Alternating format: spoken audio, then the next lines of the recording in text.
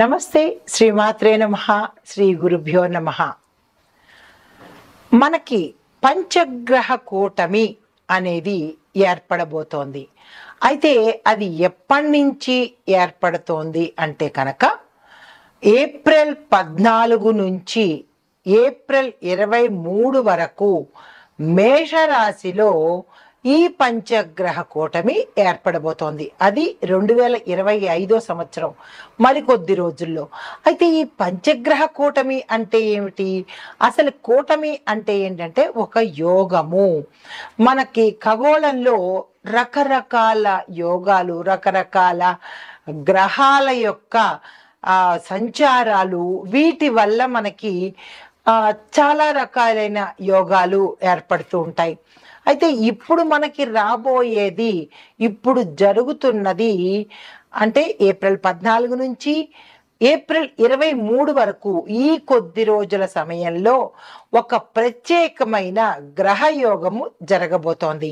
అయితే ఇందులో 5 గ్రహాలు ఒకే రాశిలో కలుసుకుంటాయి. పంచ అంటే 5, కూటమి అంటే కలవడం అన్నమాట. ఈ 5 గ్రహాలు ఒకే ఒక్క రాశిలో కలుసుకొని ఆ సంచారం తదుపరి రాశి మిథున రాశి. ఈ రాశి వారి దృష్టి చెదిరే అవకాశాలు మిమ్మల్ని అట్రాక్ట్ చేస్తాయి. విద్యార్థులకు అంటే డైవర్షన్ ఎక్కువగా కలుగుతుంది. సంయమనం పాటించండి, కంట్రోలింగ్ పవర్ పెంచుకోండి. అయితే మంచి మంచి అవకాశాలు వస్తాయి, కానీ మీరు డైవర్ట్ అయిపోతారు. దాన్ని జాగ్రత్తగా చూసుకోండి. ఉద్యోగస్తులకు కమ్యూనికేషన్ స్కిల్స్ పెంచుకున్న లేదా గతంలో ఉన్న వారికి ఇప్పుడు మెరుపులాగా ఉపయోగపడతాయి. మీ కీర్తి ప్రతిష్టలు పెరుగుతాయి, ప్రమోషన్స్ వస్తాయి. మీ యొక్క కమ్యూనికేషన్ స్కిల్స్ వల్లే మీకు రెప్యుటేషన్ పెరిగే అవకాశం కనబడుతోంది. అయితే వ్యాపారస్తులకు చూసుకున్నట్టయితే మార్కెటింగ్, డిజిటల్ రంగాలలో పనిచేసే వాళ్ళకి విశేషమైన లాభాలు వచ్చే అవకాశం గోచరిస్తోంది. వ్యవసాయదారులకు చూసినట్టయితే విత్తనాలు, కూరగాయలు సంబంధించిన పెట్టుబడులకు ఇది చాలా మంచి అనువైన కాలము. ఆ ప్రయత్నాలు చేసుకోండి. ఆరోగ్యపరంగా చూసుకున్నట్టయితే ఊపిరితిత్తులకు సంబంధించి, లంగ్స్కి సంబంధించి, గొంతుకు సంబంధించినటువంటి వ్యాధులు కానీ, రుగ్మతలు కానీ, అనారోగ్య సూచనలు కానీ వచ్చే అవకాశం ఉంది. జాగ్రత్తలు తీసుకోండి. కుటుంబ పరంగా చూస్తున్నట్టయితే స్నేహితులతోనూ బంధువులతోనూ మంచి అనుబంధం ఏర్పడి ఈ సమయాన్ని ఉల్లాసంగా గడిపే అవకాశం కనబడుతోంది. తర్వాత రాజకీయంగా చూసినట్టయితే మీ వ్యూహాత్మకంగా కనుక అంటే ఒక ప్లాన్ ప్రకారము మీరు ముందు వెళ్ళినట్టయితే గెలిచే అవకాశాలు, సక్సెస్ అయ్యే అవకాశాలు కనబడుతున్నాయి. దీంతో పాటు మీరు మాటను అత్యంత నేర్పుగా, చాకచక్యంగా కనుక వాడినట్టయితే గెలిచే అవకాశము, అది మీ మీద ప్రభావం చూపించే అవకాశము కనబడుతోంది. జాగ్రత్తలు తీసుకోండి. అంటే మరింత మంచిగా మాట్లాడేందుకు జాగ్రత్తలు తీసుకోండి. తర్వాత సినీ రంగంలో చూసినట్టయితే డైలాగ్స్ రాసే వాళ్లకు, కథానాయిక కథానాయకుడికి అంటే హీరోకి, హీరోయిన్కి మంచి గుర్తింపు వచ్చే అవకాశము. అంటే ఈ రాశిలో ఉండే హీరోయిన్స్ కానీ, హీరోలకు కానీ, లేదా డైలాగ్స్ రాసే రచయితలకు కానీ విశేషమైన అవకాశాలు, పేరు ప్రతిష్టలు, ధనము కూడా వచ్చే అవకాశం కనబడుతోంది. అయితే ఐటీ రంగంలో కనుక చూసినట్టయితే డేటా సైన్సు, కమ్యూనికేషన్ టెక్నాలజీ ఫీల్డ్లో ఉన్న వారికి విశేషమైన గ్రోత్, డెవలప్మెంట్, అభివృద్ధి కనబడుతోంది. ఆ దిశగా మిమ్మల్ని మీరు అప్డేట్ చేసుకునే ప్రయత్నం చేసుకోండి. తర్వాత హస్తకళలకు చూసినట్టయితే కనుక వినూత్నమైన డిజైన్లు మీరు క్రియేట్ చేసినట్టయితే దానికి అంటే ఎప్పుడు పాత డిజైన్సే కాకుండా కొత్త కొత్త డిజైన్స్ని కనిపెట్టి దాన్ని కనుక మీరు ఇంప్లిమెంట్ చేసినట్టయితే విశేషమైన ఆదరణ, ధనము వచ్చే అవకాశం కనబడుతోంది. కాంట్రాక్టుదారులకు డాక్యుమెంటేషన్ విషయంలో మాత్రము జాగ్రత్తలు తీసుకోండి. లేదు అంటే కనుక నష్టాల పాలయ్యే అవకాశం ఉంది. ఆ విషయంలో చాలా జాగ్రత్తగా మెలగండి. మీకు చెప్పదగిన పరిహారము, బుధవారం నాడు గణపతి పూజ చేసుకోండి. వీలైతే ప్రతిరోజు గణపతి పూజ చేసుకోండి.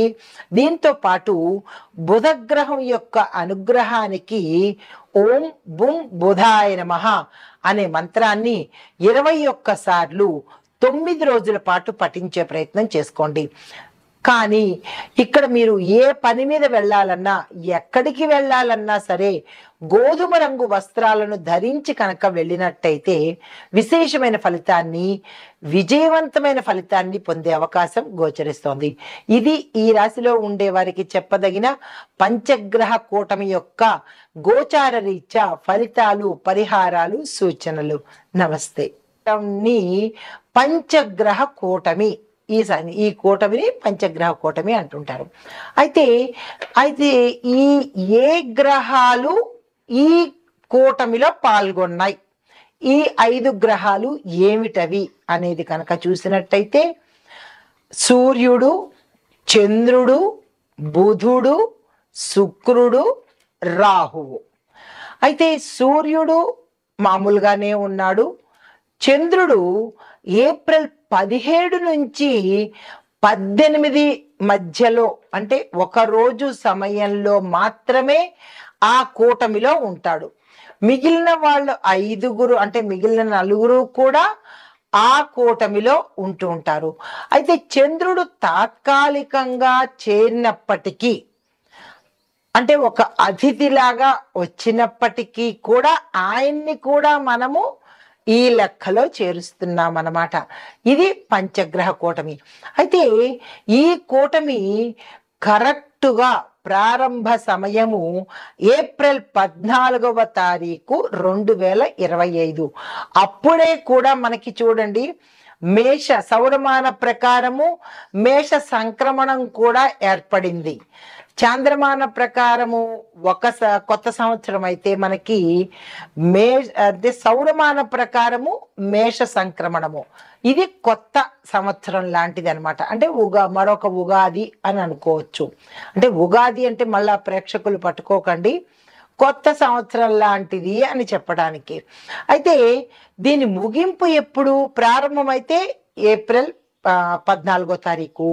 మరి ముగింపు ఎప్పుడు అంటే ఏప్రిల్ 23 బుధుడు మేషం నుంచి వృషభంలోకి మారిపోతాడు. ఈ 5 గ్రహాల్లో ఒకటి వెళ్ళిపోయింది అంటే మిగిలిన 4ని పంచగ్రహ కూటమి అనలేం కదా. అందుకని ఎప్పుడైతే బుధుడు ఇందులోంచి వెళ్ళిపోతాడు, తర్వాత చంద్రుడు ముందే 1 రోజున్నర ఉండి అతను వెళ్ళిపోతాడు. కాబట్టి అక్కడితో ఆ కూటమి అయిపోయినట్టే అన్నమాట. అయితే పూర్తి స్థాయి ఏప్రిల్ 18 వరకు చంద్రుడు కూడా మళ్ళా వచ్చి చేరడంతో